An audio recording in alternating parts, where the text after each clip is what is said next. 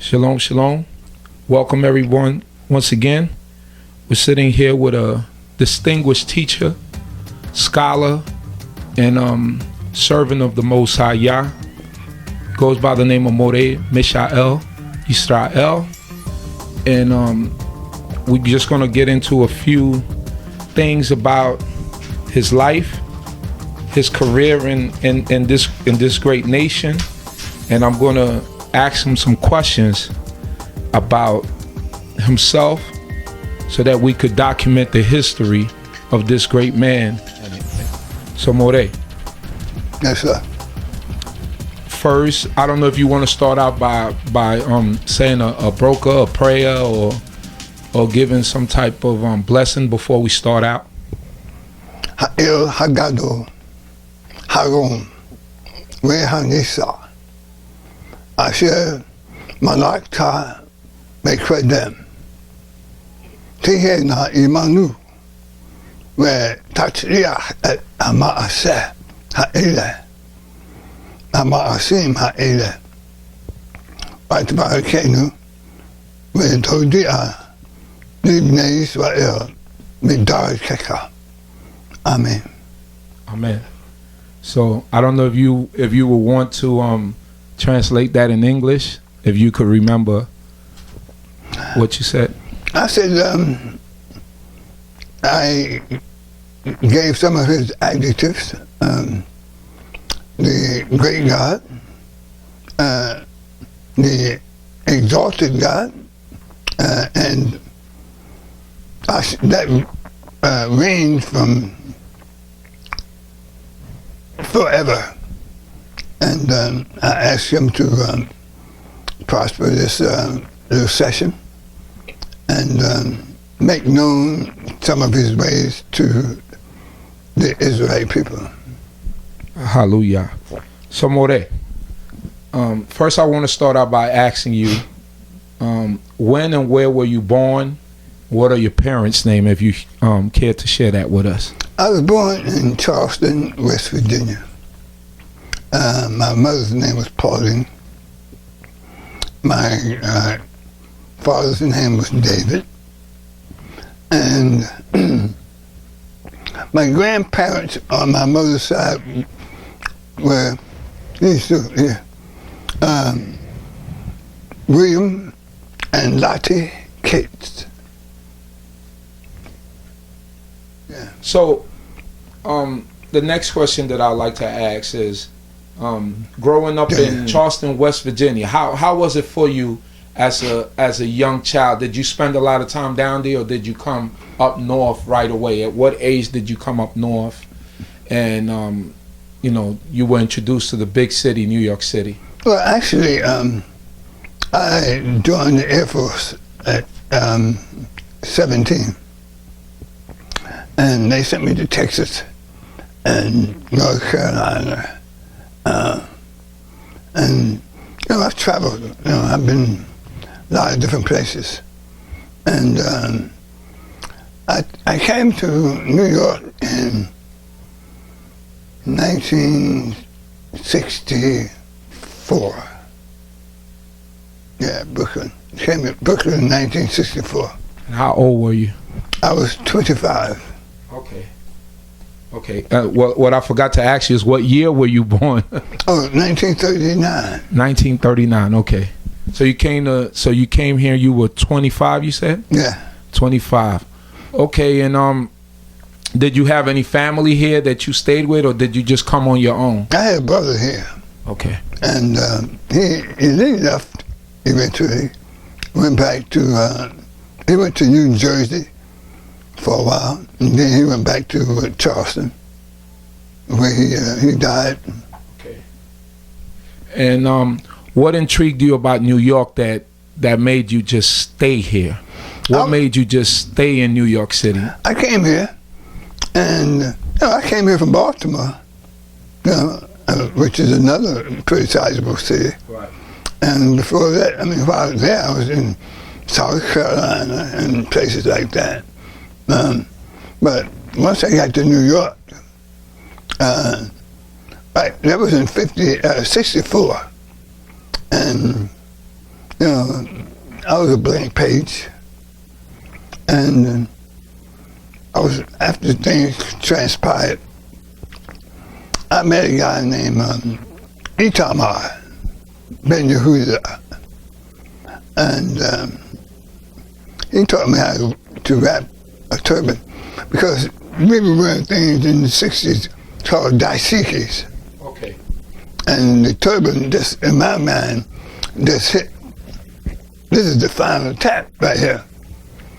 So I caught some flack from some brothers down on Tompkins Avenue, Israelites.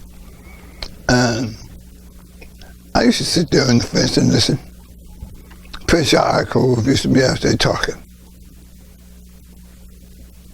And, I tried to go to Ben Zakin, as they call it. But strangely enough, Patriarchal stuck up for me. But he didn't teach me anything. Just what I heard out there in the corner of Tompkins Park. So time went on. 60s were. You don't know what the 60s were, man. 60s were black is beautiful. The sisters was wearing long dresses. I mean, naturals, afros, things, braids. And they were really trying to carry the state. Right.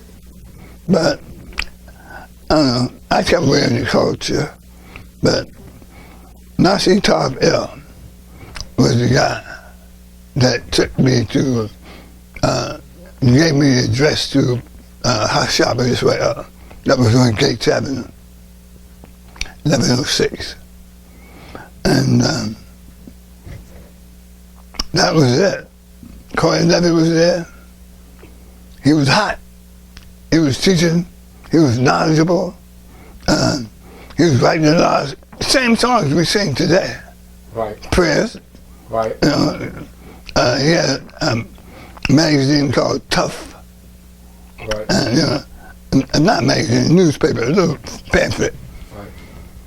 And that's where I started my real learning and real studying. Because before that, I did not know anything.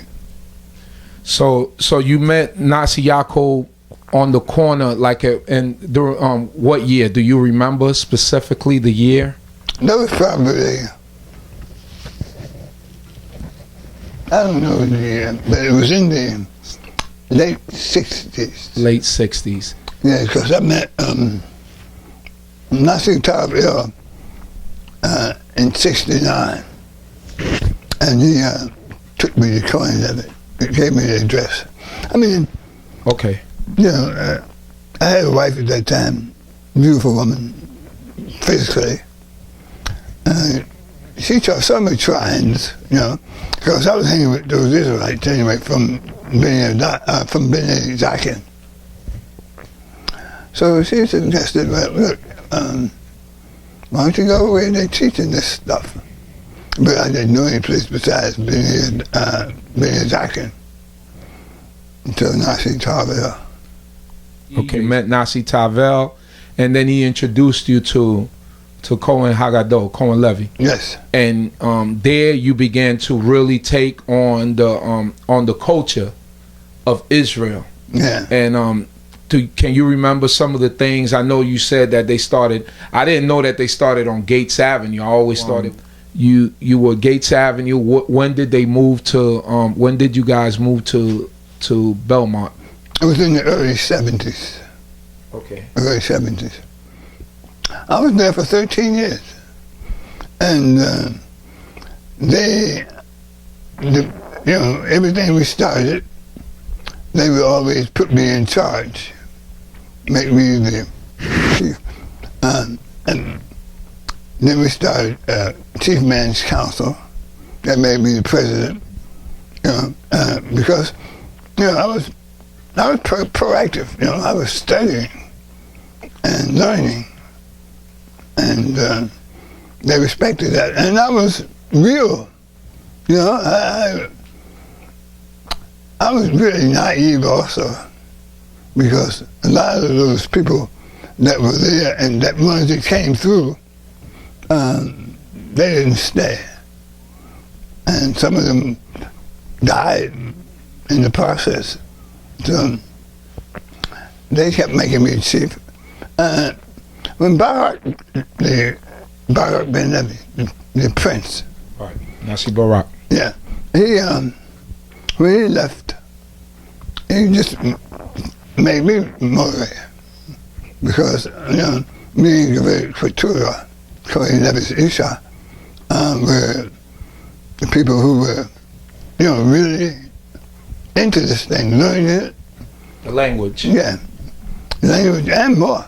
And more, right. Yeah, because,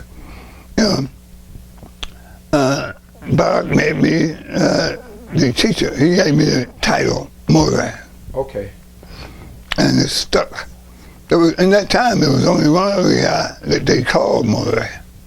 That was Joseph, Moreh Joseph. Okay. In the Bronx. In the Bronx, right. Who opened up the congregation? K.O.Y. K.O.Y. Okay. Yeah. But now you know how it goes. Right. But yeah, that's what happened. We opened up a few stores. Right. We had a school. Right. We had things going on. A lot of people. Right. And it was really pleasant. We loved each other. We hung out with each other. And we stayed there. I mean, like, we would get there early in the morning. We wouldn't leave till late at night. Who are some of your biggest influences in this way of life? First and foremost, Cohane, Levi, Guyaga, and then Nasi. First, what's the Hebrew that you teach today? Because you have the only reason why I'm asking that is because you have a group of Israelites at this moment that whenever they speak the Hebrew, they don't use the vowel systems that we're using today, and and what we speak in Hebrew. Every vowel that they use sounds like the I sound. I would like you to touch a little bit on that, the Hebrew that we speak in our community, and if you know a little bit about their community and the Hebrew that they're speaking, if that's even a form of Hebrew, because I've heard some of them say that the Hebrew we speak is Yiddish. I know that's crazy because Yiddish is a mix, I believe, of German and Hebrew. I could be mistaken, but I know we don't speak Yiddish. Right. But from a lack of knowledge, this is what some of them say. And if you would like to speak on that and explain it a little bit more, I would really be really appreciate that. Well, even in the Tanakh, where I get my vocabulary from, and in some cases, you know that the things that exist now did not exist then.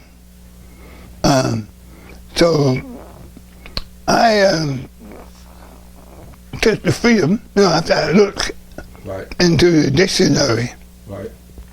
and see what they have for these modern things, like telephone and all that stuff, and see that it's just English, written with Hebrew in transliteration. We had took the liberties of introducing our own words for those things. But the most of my terminology comes straight from the Tanakh. From the Tanakh. Okay. Yeah, my vocabulary. Right. So the guys up in Manhattan, I've had a couple of incidents with them. I use that word, incidents, Right. because they have the Christian God up in there, and they believe in that. And when you try to tell them the correct way, not going and saying, no, you're wrong, this is right, this is right and everything, but try to reason with them, they were unreasonable. So I remember one time at the slave theater on Fulton Street, we had an event. It was supposed to be a unity thing. Right. But I think we pretty much came with the same state of mind that they came with. This is the way it really goes. Right. And that didn't turn out well. Okay. That did not turn out well at all. Okay. So the next time we tried it, we had Chief Simeon. We went, a group of us. I could name them, but, we went there up to their place. And they had on the window of their Manhattan camp, Yehoshua, Hu Elohim. In Hebrew. And what does that translate to? That Jesus is God. That's what they had up there. That's at 1 West 125th. Yeah. And it was confrontational from the beginning. The word that I said, Yehoshua, Right. they had Yahashawa. Right. But, Yahawashai. Yeah, that's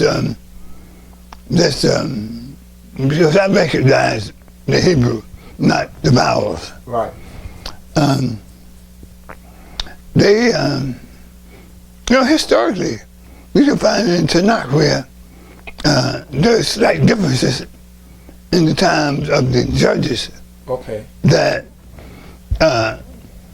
even Ephraim and Manasseh had slight differences in the way that they spoke.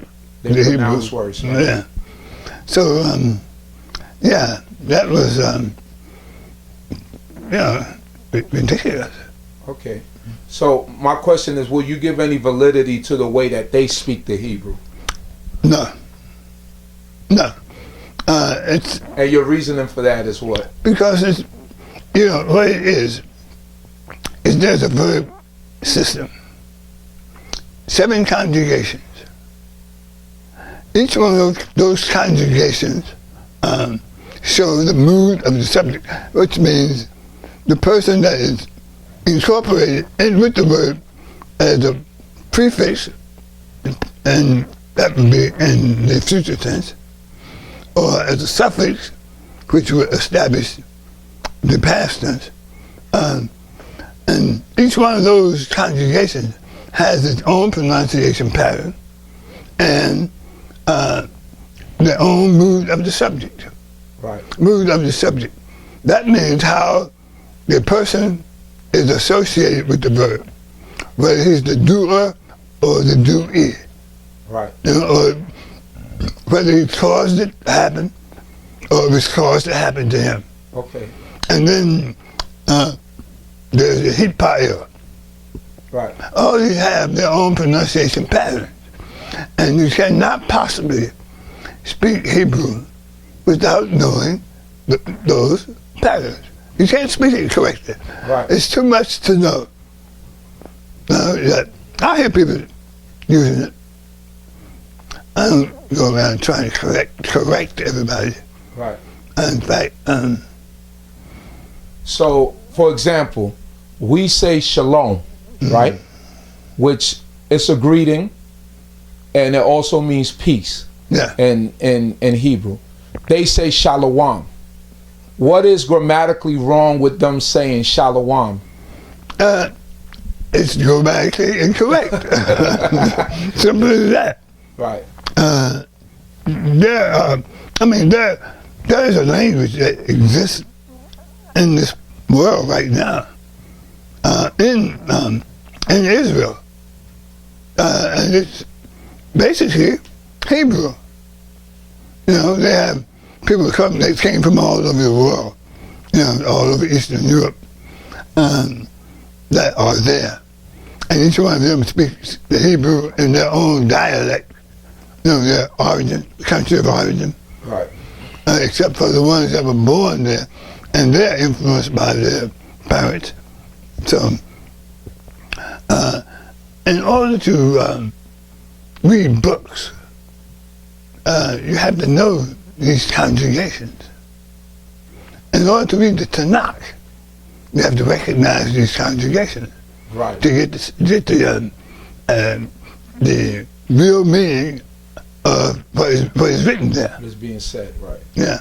And without that, it's just broken Hebrew. Right. Right. So can you were saying the conjugations and the 7 different, what was it that you said? Conjugation. Yeah, the 7 different conjugations. Can you give us an example with one word exactly what you're speaking about? Okay. I'll give a word that is pretty widely known. Aleph, Kaf, Lamed, which means, in its conjugations, to eat. Okay? In the future tense, with the Aleph prefix to it, or without it, it means I will eat. And the nif'al, see, the K.O.Y has the active subject. The person will do, did, or is doing that word. Eating. Yeah. And the nif'al, which is a partner to the K.O.Y, because you have sets. Right. Active, passive. Right. Now that's the thing that those people are. They get some vocabulary. I mean, because broken Hebrew is spoken all around. All around, right. So they get some vocabulary, and they don't know the deep duke, the grammar. Right. And I just listen. But one thing about Hebrew is there's a lot of stuff that you can find in Hebrew because there's a lot of stuff that is only written in Hebrew. Right. You see? And that attempt right. is to hide stuff. Right. I mean, it's a preventive tactic. Right. Which is not going to work. Right. But, and words, right. Words in Hebrew clarifies. Right. What is written right there. And that was I'll tell you, the reality of it is, as a teacher, I was a student also. What I did, I would have them study a certain assignment of the Haftarah. Right. Of the Seder, I meant to say. Right. The Seder means the lesson that we're going to teach. Right. And I had to study it hard because me being a teacher, I didn't want anybody to ask me a question that I could not answer. Right, right. But then those intelligent Israelites were bringing me information. Right. They were bringing me information too. So as a group, you guys started to grow and speak the language, become the language, and it began to grow within Hashaba Yisrael. Yeah. Right. I tell you though, that I never spoke to my son in his 40s, Eliyahu. I never spoke to my kids in English. Wow, that's interesting. So how many Yeladim or children do you have in all? And do they all speak Hebrew? Do they all communicate in Hebrew? All the ones that I've raised in this way of life. Yeah, they all speak Hebrew. Lasted in Hashaba Yisrael for 13 years. 13 years, and then Amoz. Right. Amoz came on the scene because they knew of me, and I didn't have any particular Israelites that I didn't hang out with. Right. Except for those ones up in Manhattan. In Manhattan, okay. And yeah, Amoz came over there. Motai Shabbat one time. That's Chief Amoz Ben Yehudah. No, Ben Levy. Ben Levy at that time. Yeah. Because he changed his tribe to Yehudah. Oh, he did? Yeah. Oh, I didn't know that. Right at the end. I didn't know that. He changed his tribe. Oh. Okay. How long did you last on Nostrand Avenue with Amoz and, as you referred to, the crew? A heck of a crew, huh? Yeah. Well, he had given me an apartment upstairs. Upstairs, right. Up over the bakery, that's it. Right. And, I mean, I was holding his money. Right. He trusted me with his money. It was in the thousands and thousands of dollars. Right. I still in this house, because Amoz gave me my last grand that I needed to buy this house. Okay. You know, I borrowed it, and I went to him and tell him, look, I can't pay you back yet, but I'm gonna pay you back. He said, keep it, don't worry about it. $1,000. Wow. And that was amazing. But after that, I kept hanging out with the same brothers. Right. Right. And Amoz was a nice brother. But, he was, in my opinion, Okay. he was a really nice brother. I mean, nice, he was generous. Right. I loved the guy.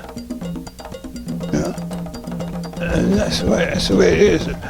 I mean, he's still a fond memory of mine.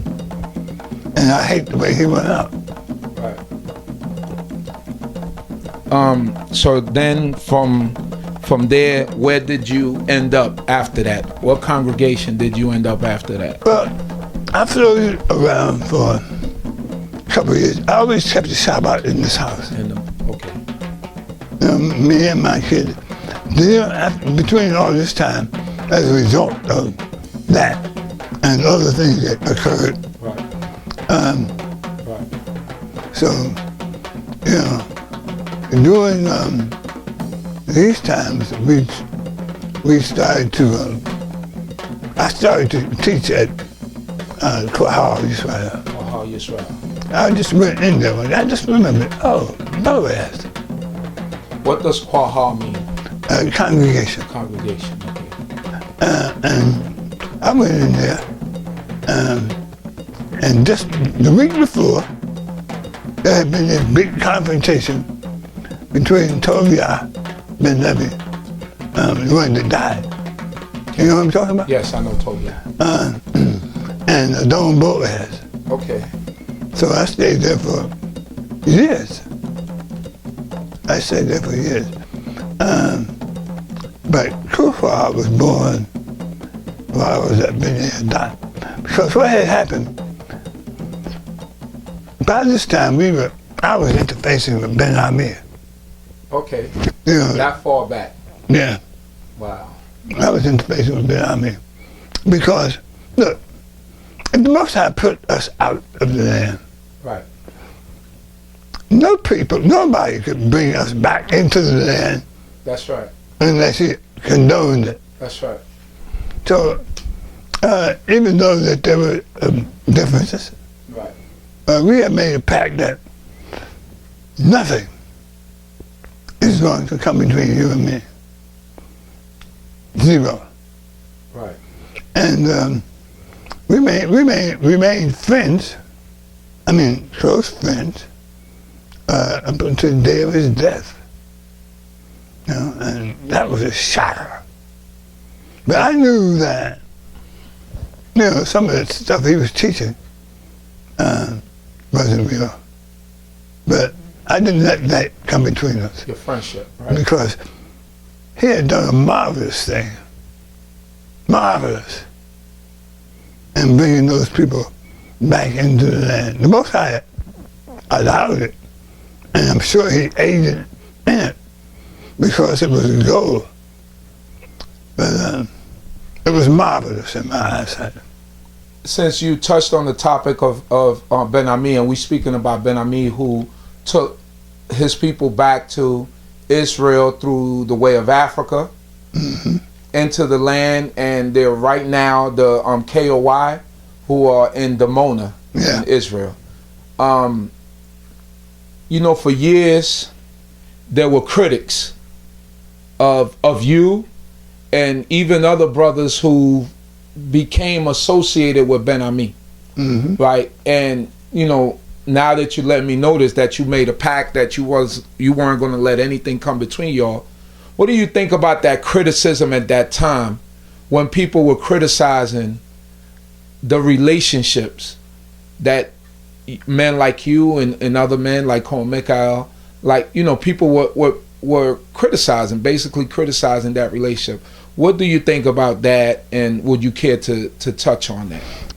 So, as far as the criticism of me and Moreh Meshael about our associations with Ben Ammi, they don't know about that. They don't know what that was. Right. They had no idea. They were just talking. Right. So I didn't let it bother me. Right. I mean, I went there and stayed for months.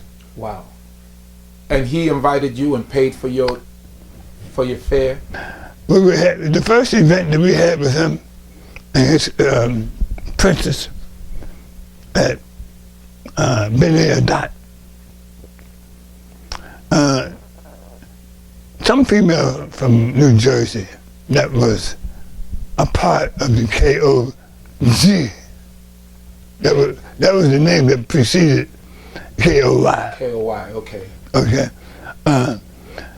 They put her out because she refused to adhere to the diet of the vegan diet that they had. Yeah, and I think it was mandatory because the way they dealt with those Israelites was horrible. They were deported.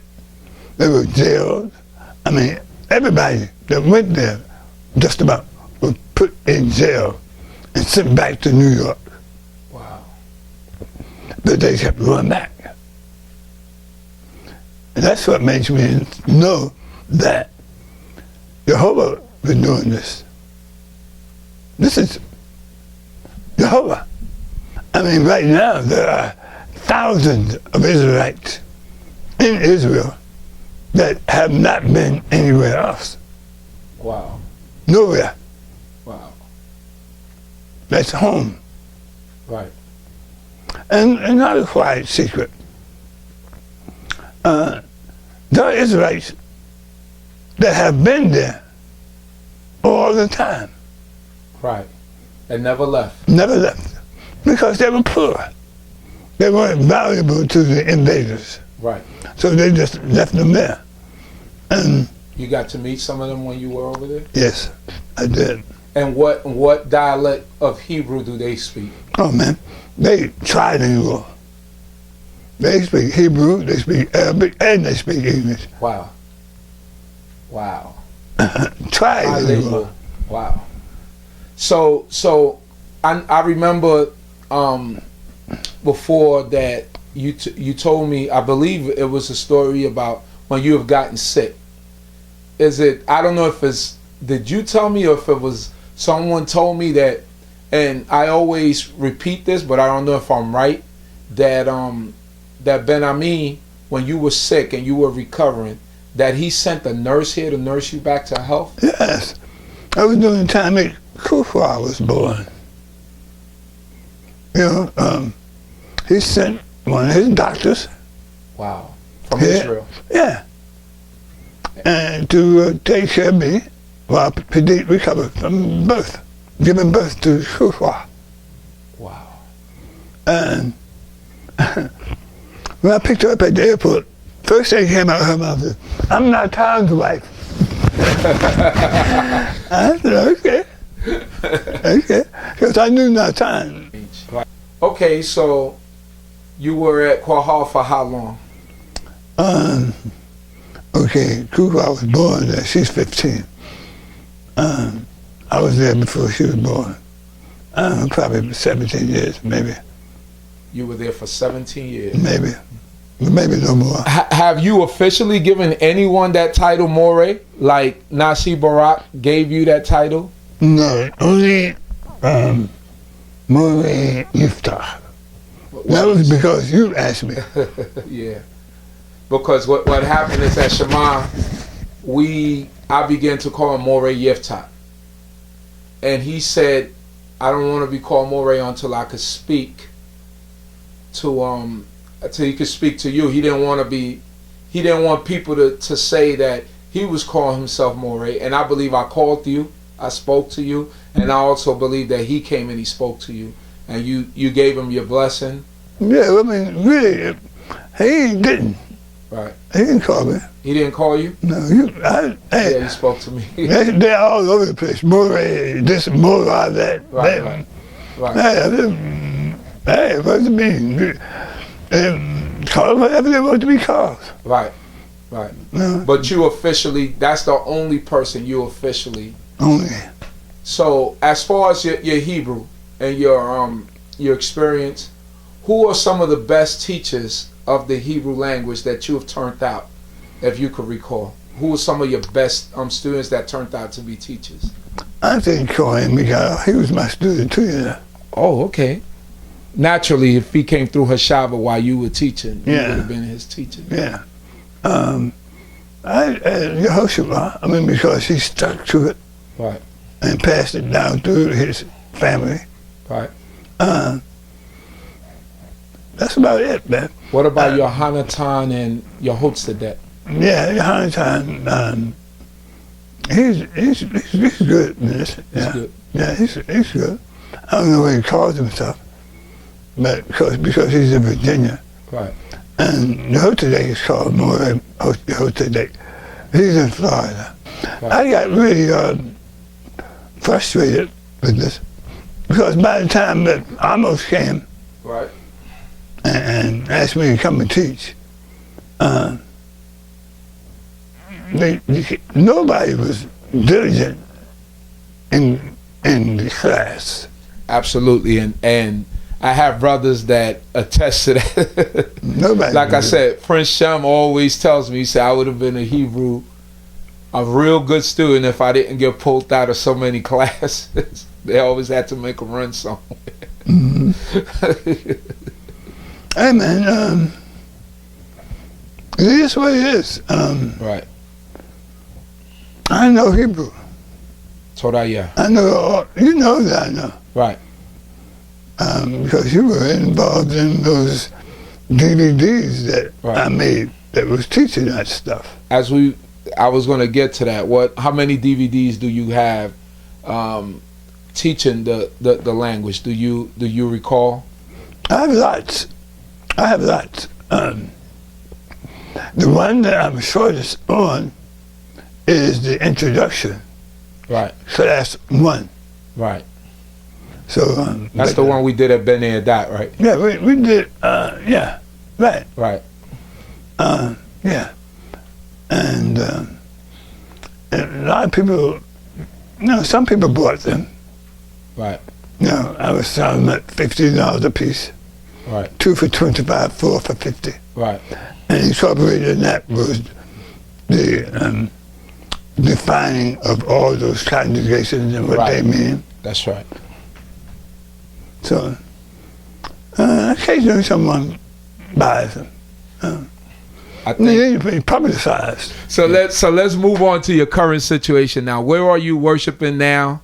Where is your place of worship? And how long have you been currently at this place? Like I said, I was born, I was there. Right. She's 15. Okay. I was there before she was born. The place is called Bnei Adat, K.O.Y, Yisrael. And that means? The congregation of all Israel. Okay. Yeah. The children of the congregation of all Israel. Children of the congregation of all Israel. Mm-hmm. All right. People. Yeah. Right. So Yeah, I'm the senior statesman there. Okay. I do the opening prayers. I teach the Sid vote in a rotation. Two other people they teach.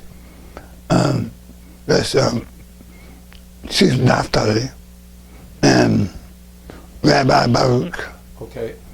And I called up the readers to read the Torah. And I'm the treasurer. Yeah, they trust me with the money because they know I'm not going to steal a penny. Not a penny. And they know you're going to hold it until it's time to do what it's got to be done. That's what I'm talking about. I think that's always been part of your reputation, and it's good, you know, that people could call you trustworthy and that people could say, well, you know, the money is not going to be spent frivolously. It's going to be spent on the right things and spent on the things that they're supposed to be spent on. So, yeah. All right, so now I'm going to take it back. What do you know about the history of Israelites here in America? Where did it start from? Who introduced it to us here on this to the sons and daughters of slaves that were brought here into the shores of America? Do you know any of that history? I've heard. I mean, this is word of mouth information that I have. Right. And what I hear is that a man that was formerly a bishop discovered Israelites were sent to Ethiopia. Right. That's why you get Ethiopian, Hebrew, blah, blah, blah, thing. And they directly or supposedly met with ambassadors of Haile Selassie, who was the emperor of Ethiopia, and Israelite. Right. You know, his fame was he was the Lion of Judah. Conquering Lion of Judah. Yeah. So they came up out of Ethiopia, and the man that got it here was, I don't know if there was a rabbi between him and that, but he is recognized as the man that really started this thing, that we are the Israelites, and you know, there's a whole line of rabbis, you know, which neither here nor there, the title, you know, because you can be called anything you want to be called. Right. He was the guy who started this whole line. Supposedly he was up there in Manhattan, 123rd Street, and he got too crowded, so he sent some rabbis out to start their own congregation under him. You know, like they were named after his place, camp number 1, 2, Right. 3, 4, and at my entry into this thing, I don't Cohane know. Levi. Sure. What was the man's name? Do you know? Wentworth Matthews, Okay. yeah, And the chief name of- rabbi, Chief Rabbi, and the name of his place was Commandment Keeper. yes, 123rd Street, Okay. right there beside Mount Morris Park. Okay.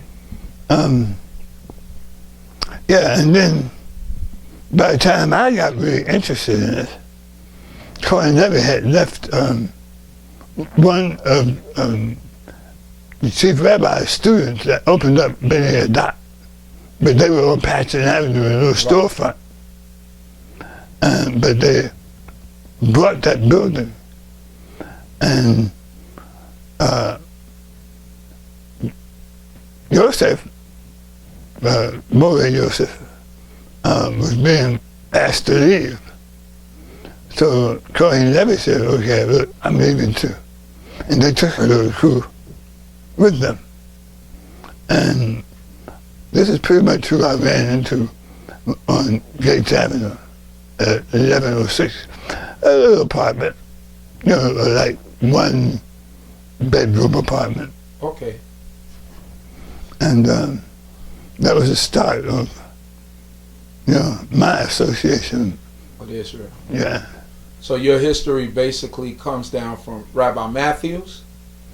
The man who Rabbi Matthew taught, which name was, do you know his name? Yeah, Yirmiyahu. Rabbi Yirmiyahu. Mm-hmm. He taught Moreh Yosef and Cohane Levi. Yeah. And then they taught you. Yeah, well, not there. Cohane Levi. Cohane Levi Taught you. taught me. Yeah, they, Cohane Levi was, he was not, the average kind of guy, He was, Right. he always had upper mobility in mind. What about the movement to what about the Lusaf? Oh, Lusaf. To go to Guyana? How did that transpire? What part did you have to play in that? What with the whole going to Guyana, buying land, Guyana, South America, that is, buying land and establishing a place, Hashabi Yisrael down there. Well, You care to speak about that? Yeah, I'll speak about that. I wasn't the first one that went. Cohane Levi went with Nasi TABERNACLE.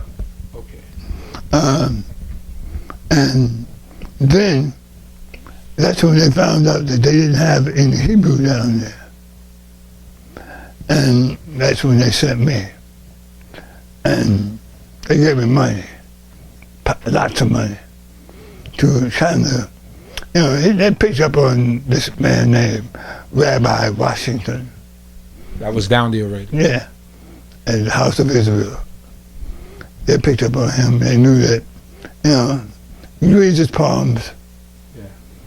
Yeah. You could get an end with him.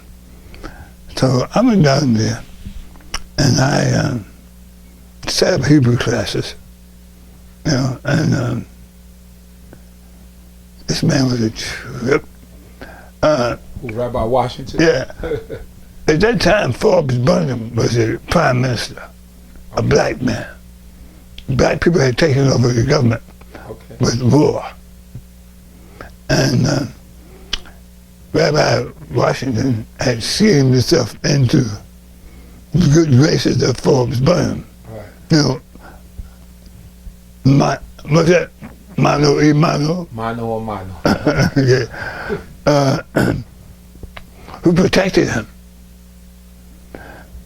Burnham got sick. And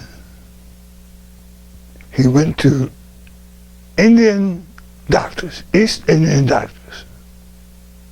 In Guyana. And never got out the hospital. Mm-mm. They hated him.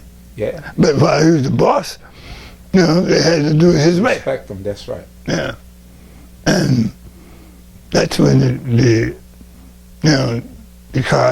House of Cards fell down.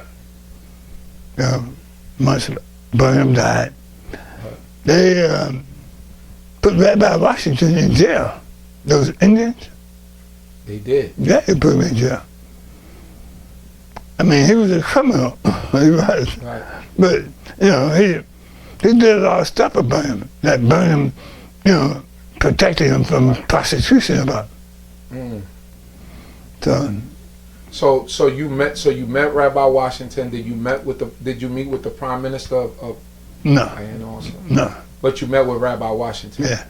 And that time when you guys were going there, that was right around the time with the whole Jim Jones thing, right? Yeah, it was before that. It was before Jim Jones. Yeah, before Jim Jones.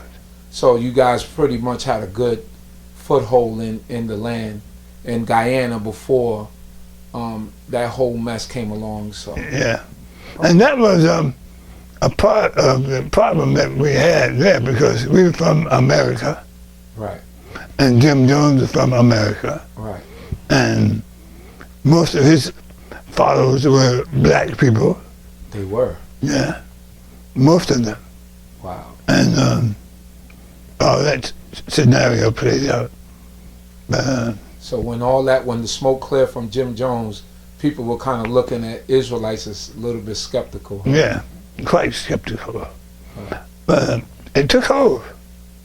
And right now, it's a thriving community. Ran by Cohane. Yeah. And, after a while, Cohane told me that he told Cohane Levi that he no longer wanted to be under him. Because by then he had connected with Ben Ammi. And Ben Ammi's achievement under the direction of the Most High, I do believe, was phenomenal in the minds of us.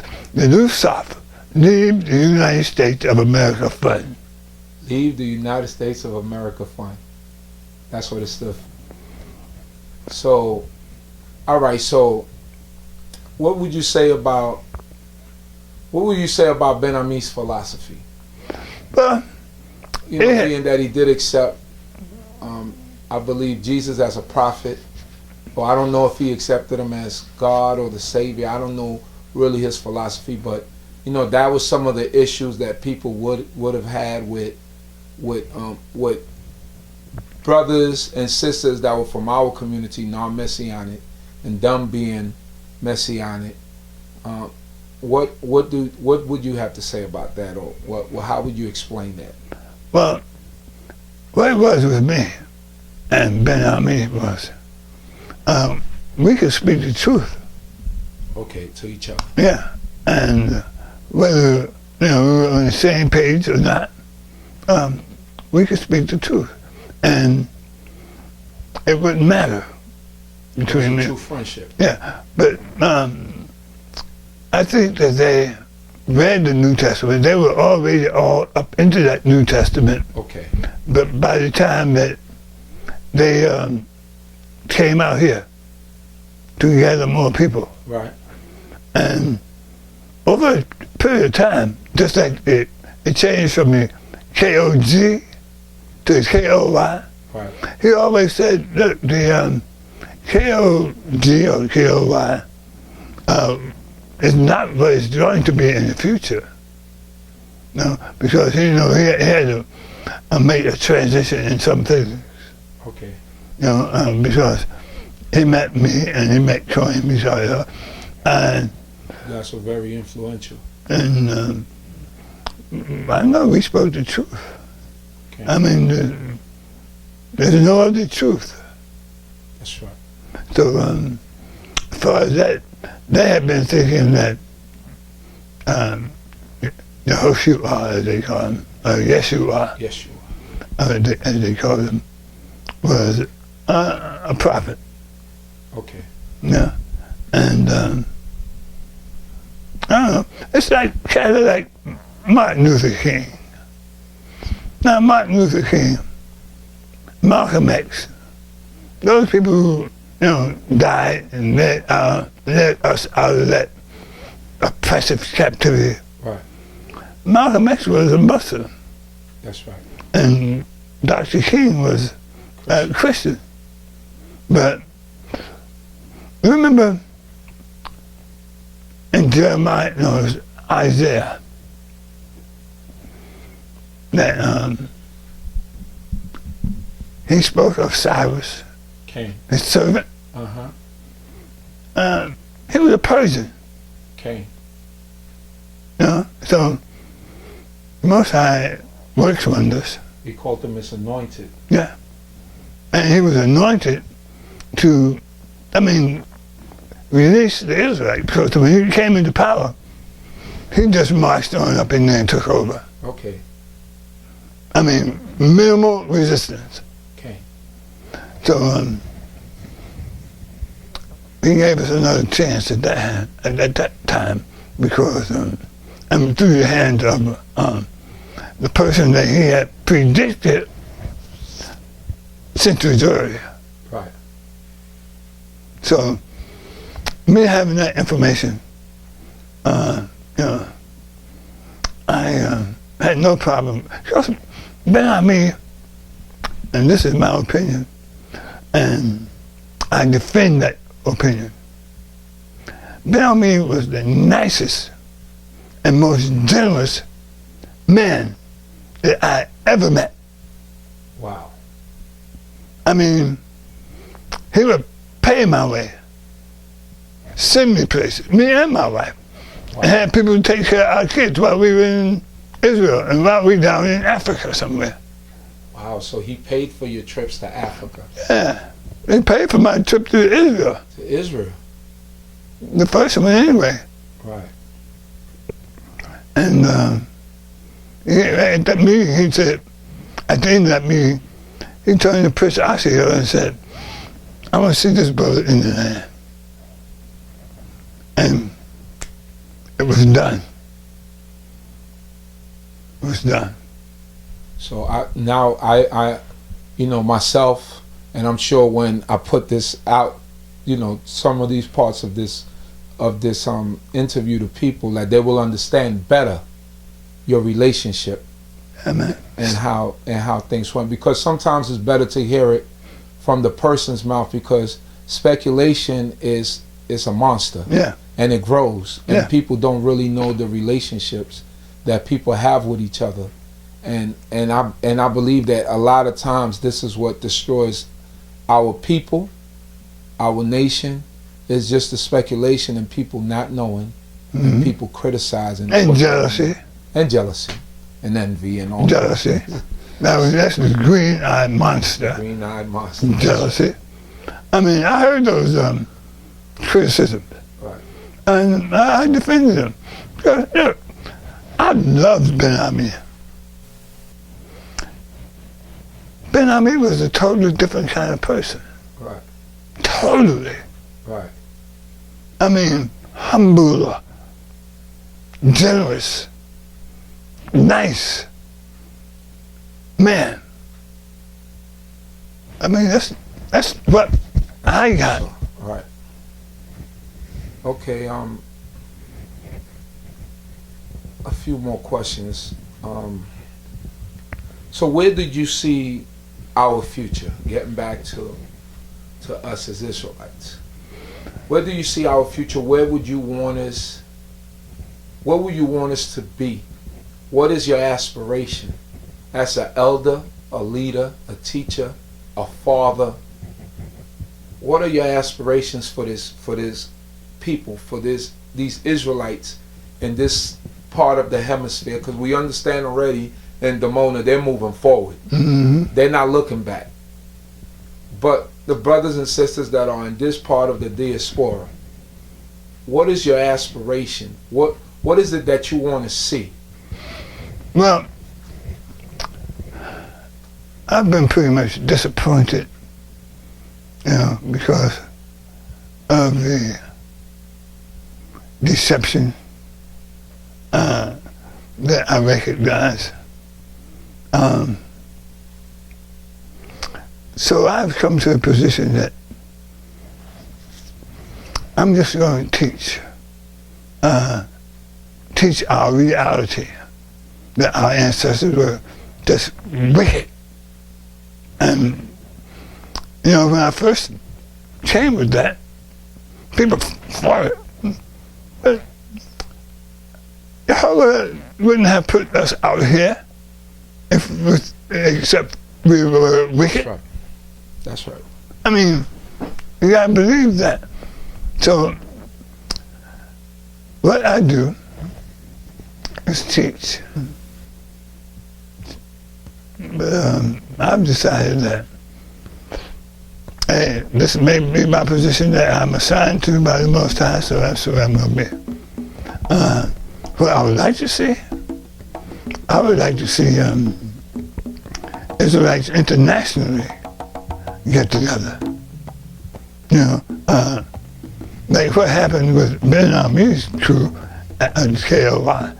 After he died was, before he died, he established an echelon under him, princes. And they took over. I mean, didn't miss a beat. And it seems to me that, you know, everybody accepted it, and it's still moving. They have products in the international markets, you know. Okay. And in the Israeli markets too. Okay. You know, soy products, and they have vegan products in the market. I mean, they don't say K.O.Y, you know, but because that may turn some people off. But I found that this is going off from your question. Okay. I found that I went to Palestine. I was up in Palestine. Wow. Where, you know what Palestine is? Yes. And they were like, brother. The Palestinians. Yes. And the Israelis, they were up there with their forces. Dimona.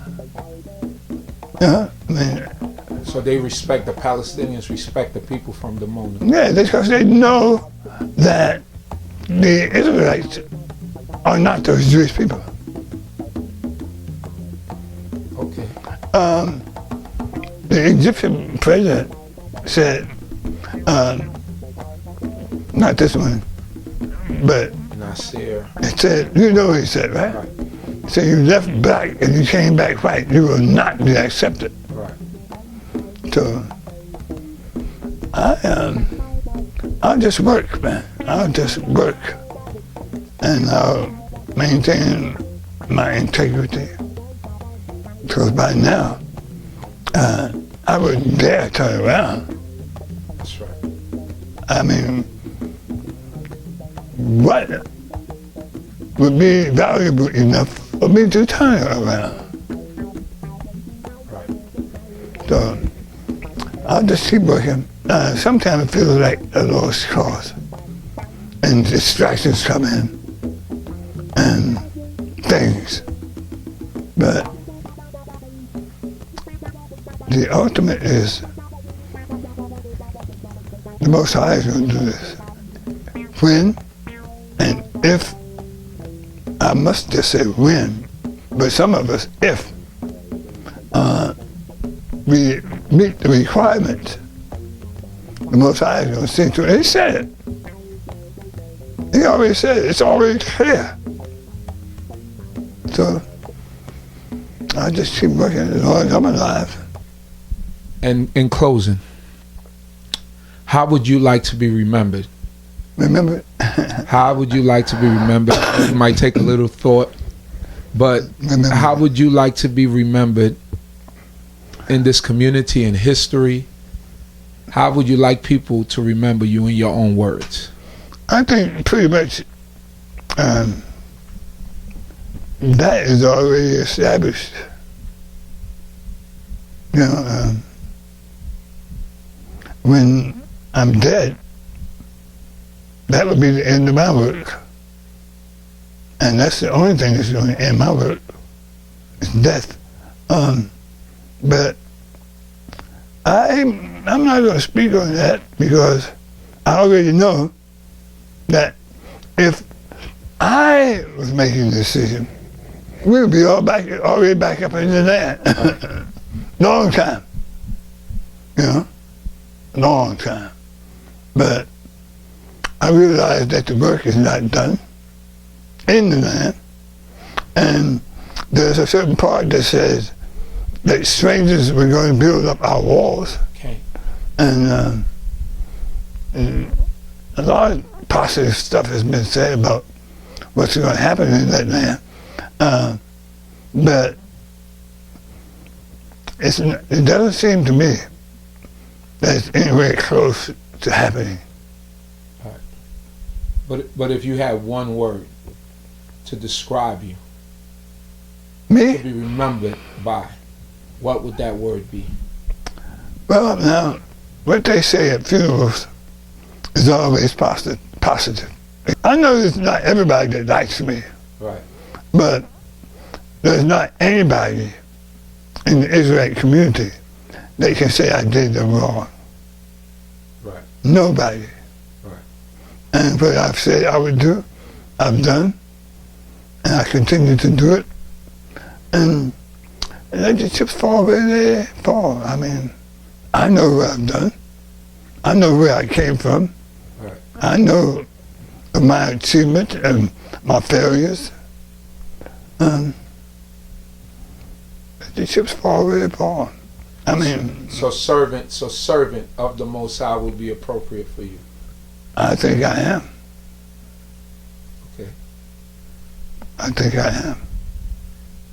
So thank you for this interview, Moreh. I really appreciate it. You know, I'm trying to document all of our teachers, and hopefully the Most High will continue to bless you with many more years. Amen. And that the Most High God be with you and your family. So Amen. in closing, if you want to say a prayer, if you want to give a blessing to the people, this is the time to do it. Here's what I want to say. I want to repeat this reality that nobody can save us but ourselves. And once the jealousies are gone, I mean this outspoken viciousness that's been spread around, we won't go anywhere. Right. Because some people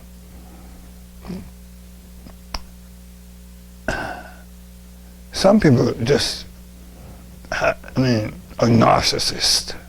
Right. They think that they are. Okay. You know, they are, I am. But as long as that is around, we're going to just go up and down, up and down. We're breaking up everywhere. At this point, Right. we're breaking up because of the narcissist. Right. So, a narcissist is an extremely arrogant person that thinks it's all about him or her. Right. So, until the Most High will eliminate those or change them, we'll break up. We'll continue to break up. The Most High is taking the leaders up. Right. He's pulling the covers off the leaders. That's all I have to say. Hallelujah. Torah about Moreh. I really appreciate this interview, and may the Most High God continue to bless you. Amen. Amen.